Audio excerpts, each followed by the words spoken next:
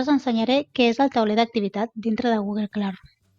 El tauler d'activitat és com un mur que tenim a la nostra pàgina, d'acord? Que ens permet penjar documents, un enllaç de Google Drive, un enllaç, un fitxer o algun vídeo de YouTube, o escriure simplement un missatge que volem que rebin tots els nostres alumnes. Podem fer que el rebin tots els alumnes o, en el cas que tingués aquí una classe, podria triar tots els alumnes que vull que rebin aquest missatge. Si jo, per exemple, escric demà aquest missatge, el puc programar també. Si li dono a publicar, es publicaria al moment, però si obro la fletxa podria programar-lo o desar-lo com a esborrany.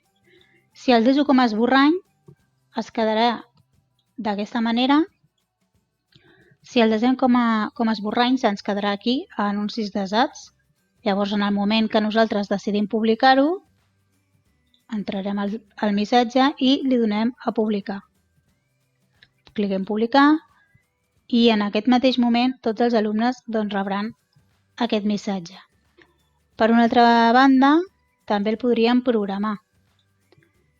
Podria escriure el mateix o un enllaç o qualsevol arxiu dels que teniu aquí i vaig a programar. I li he dit que aquesta publicació sigui per demà a les 8 del matí i la programaria. I veureu que us quedaria, aquí no ho veureu, ho tindreu aquí. Anuncis desats, tindreu aquí la publicació que, com que està oculta, només la podeu veure nosaltres veient-ho d'una